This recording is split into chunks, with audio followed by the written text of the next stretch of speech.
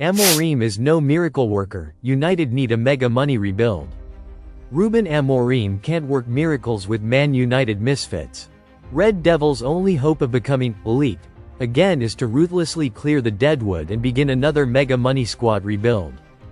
Fortunes have yet to improve under the new manager, who delivered some much-needed home truths after another damaging defeat. Ruben Amorim's honeymoon period at Manchester United is already over.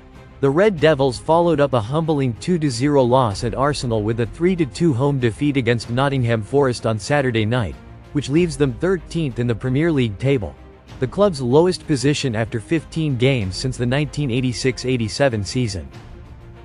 In the build-up to the Forest game, Ineos chairman Sir Jim Ratcliffe sat down for a wide-ranging interview with the esteemed United We Stand fanzine, admitting that the club has become mediocre.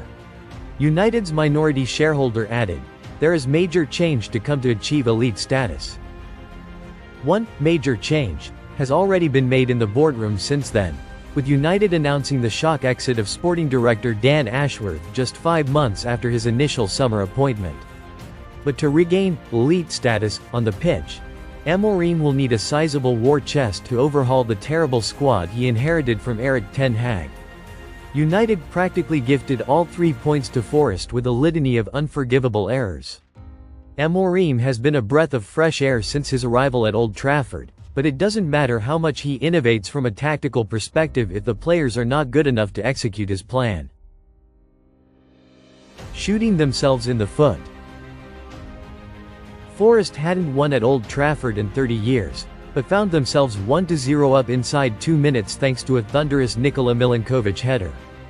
United failed to learn their lesson after conceding from 2 set pieces at Emirates Stadium last Wednesday, with Elliot Anderson's out-swinging corner perfectly flighted to the near post for Milinkovic, who comfortably beat the 5 feet 9 inches Lisandro Martinez to the ball. It was a mistake to have Martinez marking Milinkovic, but the Argentine didn't even jump, and his attempt to push the Forest defender was half-hearted at best.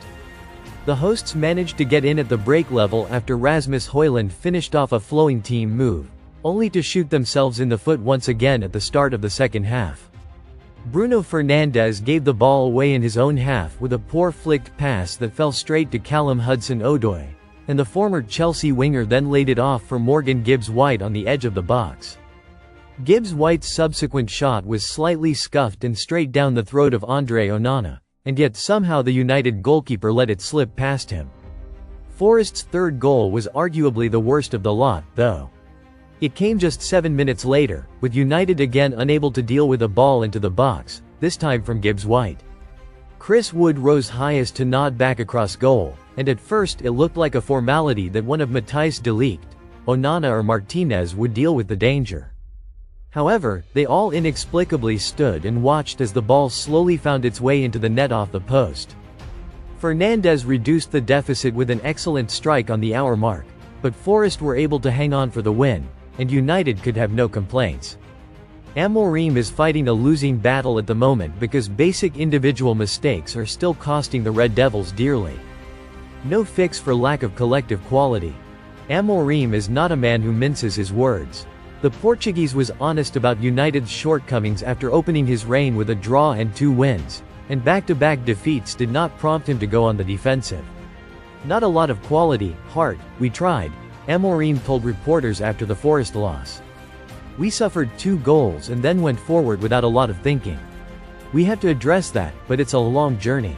It's not individual, it's all the team. We suffered 3 goals in 2 games from set pieces. We spent a lot of time there, but we have to do better. We have to do better in all of these matches." Pressed on his mindset after such a testing start to life in the Premier League, Amorim replied, "I had this period at Sporting, and if you are a little experienced in football, this happens with a lot of clubs, and we have to manage to continue to do the same things and improving the team because this will turn around. We need time and to continue to work in the same way every day. There is no permanent fix for a lack of collective quality, though. United are keeping hold of the ball a lot better, but they're not creating enough chances and the defense is still crumbling when put under pressure." Amorim is kidding himself if he really believes the current squad can eventually develop a consistent streak. Opposite of mad dogs. Amorim's "not a lot of heart" admission was the most worrying, though, especially after he'd warned his players last week they need to run like mad dogs to enjoy any real success in the Premier League. Star names falling well short of the minimum standard for effort has been the main theme of the miserable post-Sir Alex Ferguson era at Old Trafford, and that is the first thing that has to change. No good team is ever a good team without hard work. Manchester United are 13th in the league in their running stats. Their distance covered is 16th in the league, club legend Gary Neville said after covering the Forest defeat for NBC Sports. You don't deserve anything if you're being outrun every single week. To me, the worst thing that can be said about you is that you're not a hard-working player or you're not a hard-working team. There are a select few who are almost certain to keep letting Amorim down, just as they did Ten Hag, Ralf Rangnick, Ole Gunnar Solskjaer and Jose Mourinho. It will be almost impossible for Amorim to oversee significant progress until he clears out the bulk of the deadwood, especially if he persists with his high-octane 3-4-3 system. The disruptors and stragglers. Marcus Rashford certainly falls into the disruptive bracket, despite scoring 3 goals in his first 2 starts under Amorim. He's a streaky forward who only delivers when he feels like it, and brings everyone else down with his body language and general behavior when things are not going well. The same criticism could be leveled at Alejandro Garnacho, who has bags of potential but lets his head drop too easily, and too often uses social media as an outlet for his frustration. Club captain Fernandes is also guilty of letting his emotions get the best of him. He leads by example with his general play, but regular displays of petulance bring down the mood of the whole team. Transferring all 3 men out of the club would be far too extreme, but a spot in Amorim's first-choice lineup shouldn't be guaranteed for any of them until their attitudes improve. And then we come to the spectacularly average crop. Players who either don't have what it takes to represent a club the size of United or no longer have a burning passion for the game. Some still play week in, week out, like Diogo Dalot, while others are seemingly content to keep draining the club's wage budget without making any meaningful contribution, namely £85 million, $108 million, flop Antony, a well past his peak Casemiro, injury-plagued Luke Shaw and the woefully limited Victor Lindelof. Amorim hampered by poor transfer calls. Amorim is paying the price for the poor recruitment decisions made at Old Trafford in the last couple of years.